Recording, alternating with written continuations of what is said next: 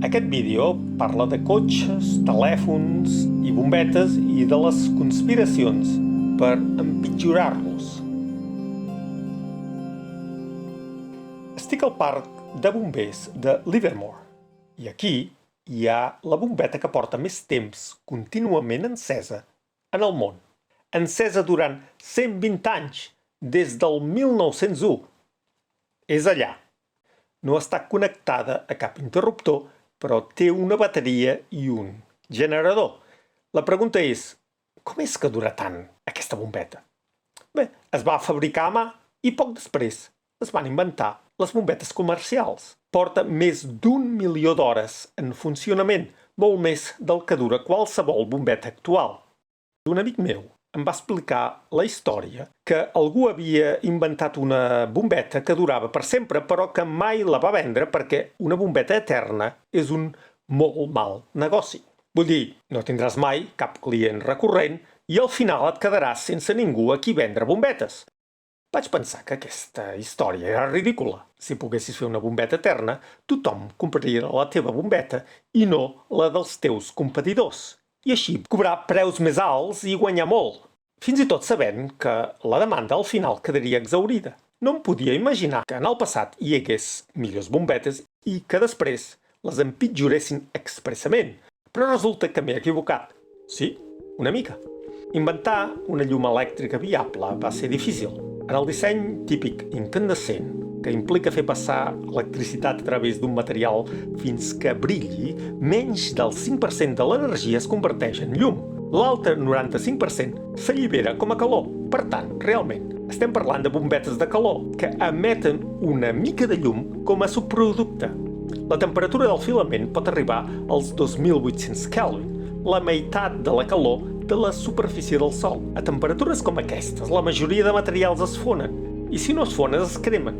Per això, a la dècada de 1840 se li va ocórrer a Warren de la Rue tancar el filament en una bombeta de buit perquè no hi hagi oxigen per reaccionar. El 1879, Thomas Edison havia fabricat una bombeta amb un filament de fil de cotó que durava 14 hores. Altres inventors van crear bombetes amb filaments de platí o materials carbonitzats. I, gradualment, la vida útil de les bombetes va augmentar. Els filaments van canviar del carboni al tungstè, que té un punt de fusió molt alt. A principis de la dècada de 1920, la vida útil mitjana de les bombetes eren unes 2.000 hores i algunes en duraven 2.500. Però aquí és quan la vida de les bombetes deixa d'allargar-se i comença a escurçar-se.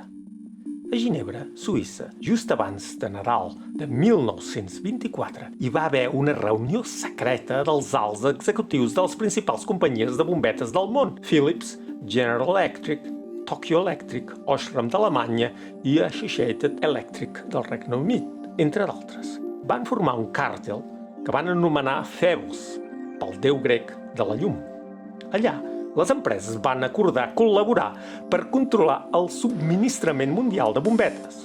Al principi de la indústria elèctrica existiren molts fabricants petits de bombetes, però ara s'havien consolidat en grans corporacions, cadascuna dominadora d'una part concreta del món. L'amenaça a la qual s'enfrontaven era que les bombetes duressin massa. Per exemple, el 1923 Osram va vendre 63 milions de bombetes, però l'any següent només en va vendre 28. Les bombetes duraven massa i es menjaven les vendes. Així, les empreses del càrtel van acordar reduir la vida de les bombetes a 1.000 hores, gairebé la meitat de la mitjana de llavors. Però, com podria una empresa assegurar-se que les altres seguissin les regles i fabriquessin bombetes de menor durada? Després de tot, l'interès individual ens portaria a crear un producte millor per vendre'l més, no? Bé, per fer complir el límit de les 1.000 hores, cadascun dels fabricants havia d'enviar mostres de les bombetes fabricades, les quals es provaven en bancs com aquests.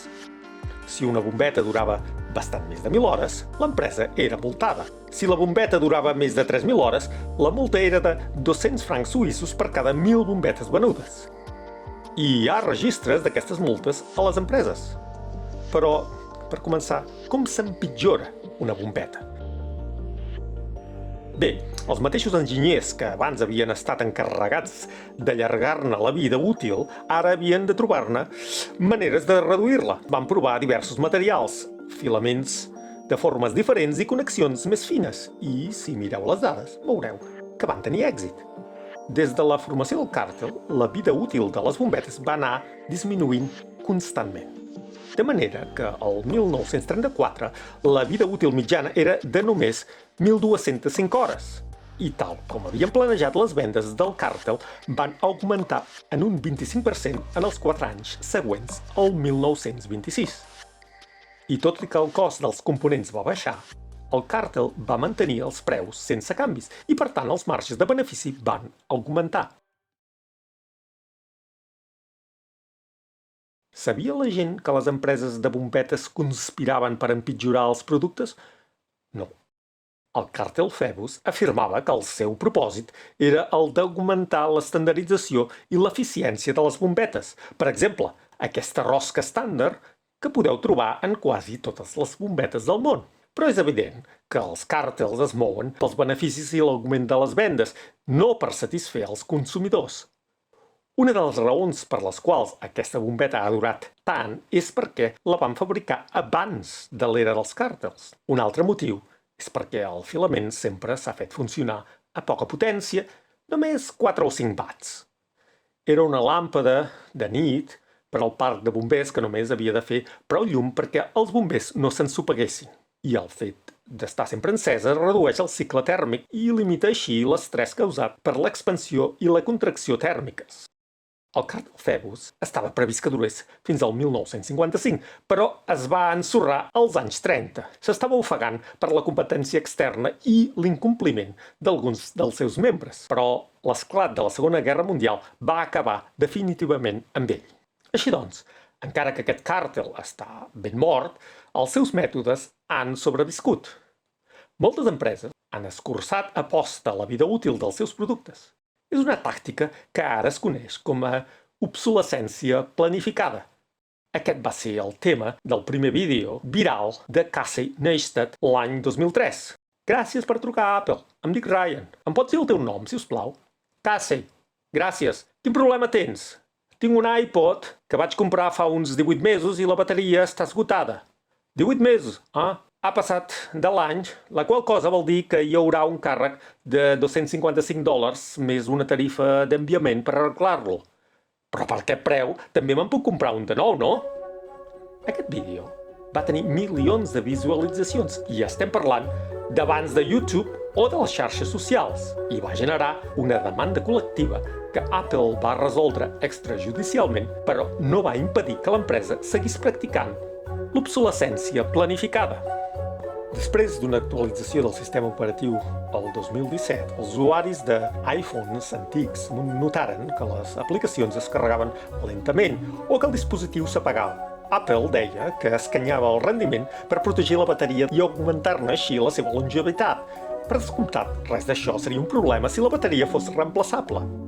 En una sèrie de demandes que van concloure el 2020, Apple va ser multada o va arribar a acords per pagar centenars de milions de dòlars, però aquestes quantitats no són res comparades amb els ingressos generats a causa de la vida limitada dels seus productes. Es podria arguir que l'obsolescència planificada no és només una qüestió de cobdícia, sinó que beneficia a tothom.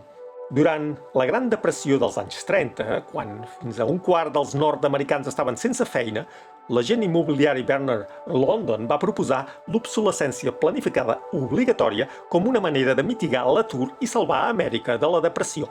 Va escriure: faria que el govern assignés un contracte de vida a sabates, llars i màquines quan es creïn per primera vegada i que es venguin i s'usin només dins del termini de la seva existència conegut pel consumidor. Un cop expirat el temps assignat, aquestes coses estarien legalment mortes, controlades per una agència del govern i destruïdes en cas d'atur generalitzat. Ara, això ens pot semblar una idea boja, però llavors la gent tenia molta por de quedar-se sense feina degut al progrés tecnològic i a uns productes cada vegada més bons. L'home del vestit blanc, de 1951, nominada a l'Oscar, parlava d'això. Es tracta d'un científic que s'inventa una fibra perfecta. No es taca, ni es trenca, ni s'esfilagarsa. I think I've succeeded in the copolymerization of amino acid residues and carbohydrate molecules, both containing ionic groups. It's really perfectly simple. La nominació de l'Acadèmia va ser el millor guió, i no us enganyo. El fet és que, en principi, tothom s'entusiasma amb el descobriment científic.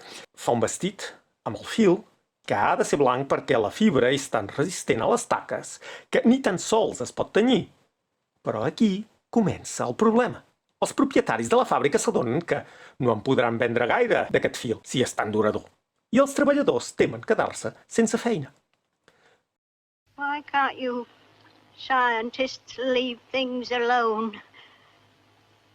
What about my bit of washing when there's no washing to do? Així s'arriba a l'escena culminant, on els treballadors i els propietaris de les fàbriques s'uneixen per perseguir el científic i destruir-lo a ell i al seu invent. I encara que sembli mentida, aquesta pel·lícula podria haver estat inspirada en fets reals. A la dècada dels 40, la fibra sintètica de niló va substituir la seda.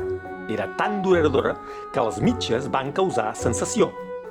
Hi va haver literalment disturbis quan el públic va voler adquirir-les.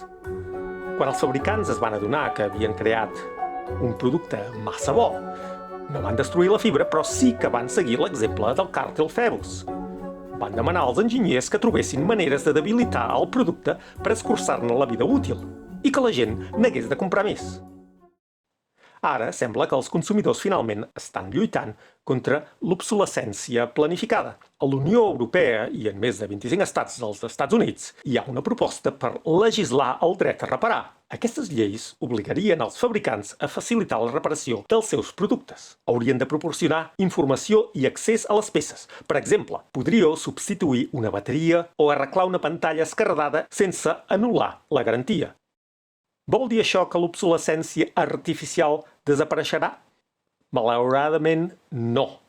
Hi ha un altre truc que els fabricants utilitzen per convertir els productes en obsolets. Vosaltres.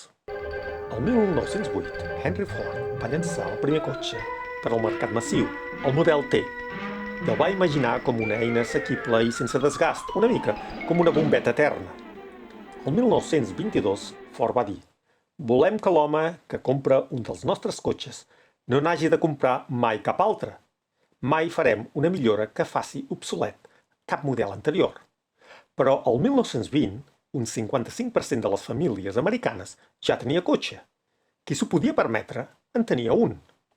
Aquell mateix any hi va haver una petita recessió que va provocar una baixada de vendes tant per Ford com per General Motors. L'any 1921, DuPont, l'empresa química i de pintura, va adquirir una participació de control a la General Motors i va començar a pintar els cotxes de diferents colors. Fins aleshores, Henry Ford havia dit: el cotxe pot ser del color que us agradi sempre que sigui el negre. Van necessitar un parell d'anys de proves, però el 1924 General Motors va llançar els seus primers cotxes en diferents colors i poc després van introduir un truc que ara tots coneixem. Cada any presentaven cotxes d'un color diferent. L'objectiu no era només fer que el model T de Ford semblés antic, sinó que els seus propis cotxes quedessin obsolets i animar els clients a canviar el cotxe vell per un de nou. Anys més tard, el cap de disseny de General Motors, Harley Earl, va parlar del seu paper en la creació del que ell anomenava obsolescència dinàmica. El nostre esforç és accelerar l'obsolescència. L'any 1934 la durada de mitjana de la propietat d'un cotxe era de 5 anys. Ara, i parlem de 1955, és de 2. Quan sigui d'un any, assolirem l'objectiu perfecte. Quan va dir això, General Motors era l'empresa més valuosa del món i venia la meitat de tots els vehicles comprats als Estats Units cada any. Ara l'empresa més valuosa del món, Apple, sembla haver copiat aquest manual. Nous estils cada any? Vist. Nous colors cada any? Vist. Millores tecnològiques marginals? Vist. Em pregunto si això és innovació o només una trampa. La inspiració per a General Motors i, per tant, per a Apple, prové de la moda, on la innovació real és del tot impossible. L'única manera de fer que la gent senti la urgència de comprar és crear estils que durin una temporada. El problema, en aquest cas, és cremar els estils massa ràpids. I aleshores què has de fer? Només reciclar els estils de fa unes dècades. L'iPhone també mostra aquesta tendència de reciclatge. Mira com van arrodonir inicialment les vores i després les van escairar i altra vegada les van tornar a arrodonir i ara les han tornat a escairar. I què t'hi jugues, que l'iPhone 14 tindrà les vores arrodonides? El missatge és que en qüestió de disseny i estil, el millor no existeix. Només hi ha el diferent. N'hi ha prou que ens recordin que l'últim és el millor i que cal apressar-nos per comprar-ho. L'únic tipus d'obsolescència que hem de recolzar és l'obsolescència tecnològica, cosa que ens torna a portar la bombeta. En els darrers 20 anys, les bombetes han anat passant d'incandescents, les mateixes durant 100 anys, a fluorescents compactes, i ara a les LED. Aquestes utilitzen només una desena part de l'energia de les d'abans i poden durar. Però, noi, és força brillant, entre 10 i 50 vegades més. Per tant, és més probable que vengueu la casa que no pas que hagueu de substituir-hi una bombeta LED. Hem arribat finalment al que podríem anomenar la bombeta eterna?